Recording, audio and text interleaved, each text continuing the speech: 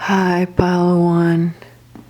Those of you that resonated with this tower right here, this is going to be your reading today.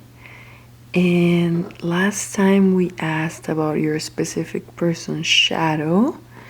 And if you took that reading as your own shadow, that's okay. Either way, this can be a continuation of that. But either way, I wanted to ask the same question, but focused on your shadow. So, what is your shadow? Like shadow work type of question. What is your shadow?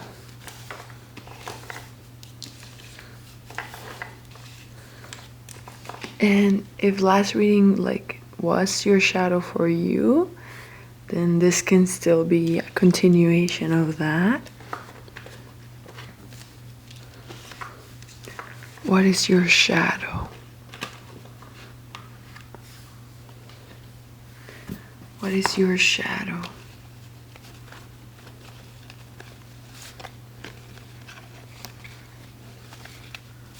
What is your shadow?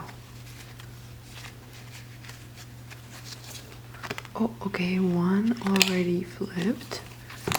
What is your shadow? What is your shadow? Okay, I'm feeling a split there. Okay, it is around a bit before it gets dark, so the lighting is a bit different, I guess. And let's see.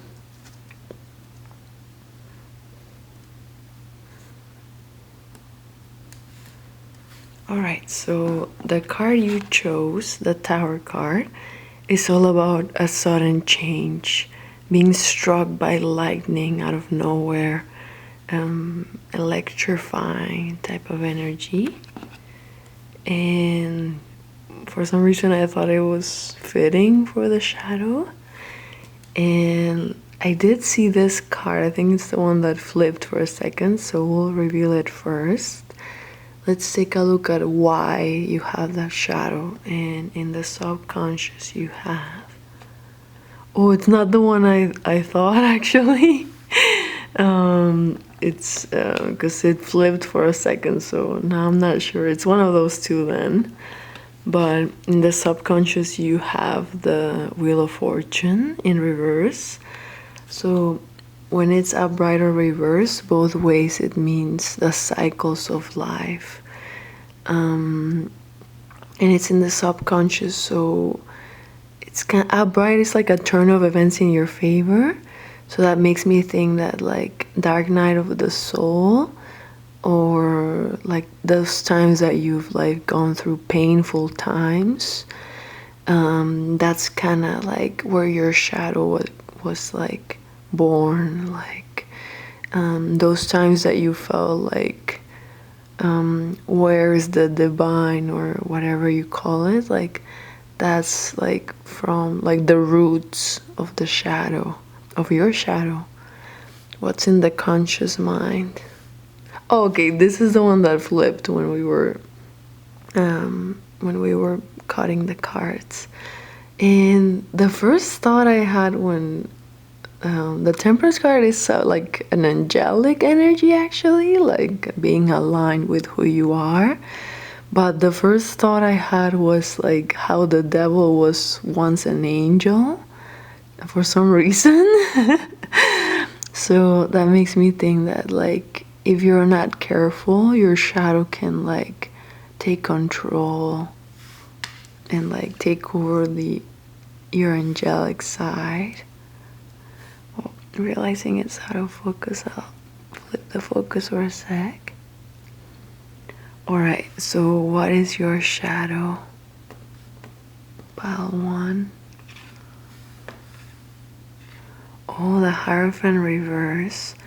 So upright is like the teacher, priest type of energy, like knowledge type of energy. But reverse, like in like setting a good example, but when it's reversed like this, it's almost like rebel energy, like breaking the rules, breaking the pattern of your life.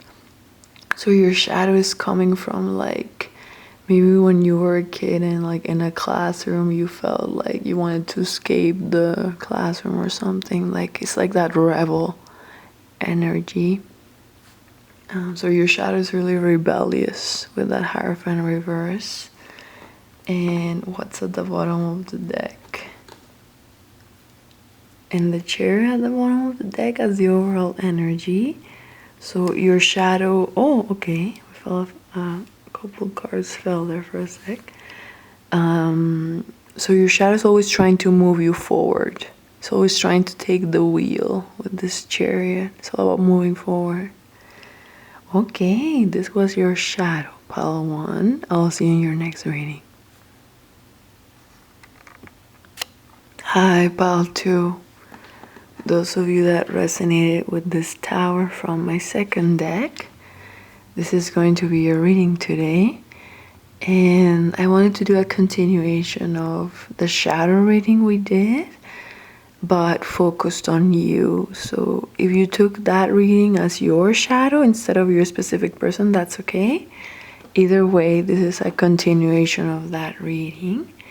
And let's take a look at your shadow. So what is pile 2's shadow? Or shadow work, or whatever you want to call it. What is pile 2's shadow? What is your shadow, pile 2? Let's take a look.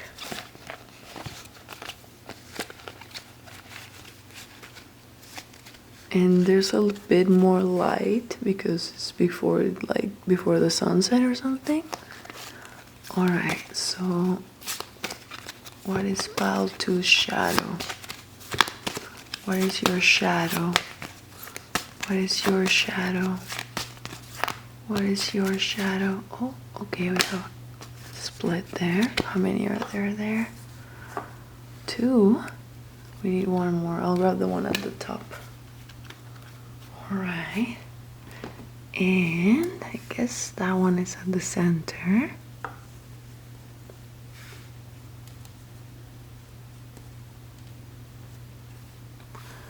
Alright, so the Tower card is all about sudden change and the energy being struck by lightning out of nowhere.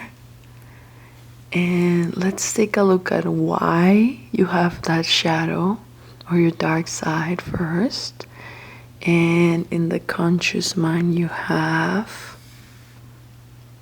the Hangman out reversed, so he looks like he's standing instead of being reversed like he's supposed to. So when the Hangman is reversed like this, so when he looks like he's standing up, it's the energy of not trusting, of asking why of things too much. So consciously your shadow comes from those times where you're like not trusting the chapters of your life. What about the subconscious then? Why do you have this shadow? In the Temperance card, interesting, you should watch pile 1, but in pile 1 we got this card too, and it made me think about how like the devil was once an angel. So I think it's saying like be careful not to like let your light turn off in a way, like protect your life, like don't let the shadow be the driver. Okay, so what's your shadow? Oh, and the Justice reverse. So upright is the Hand of God card. It's the divine.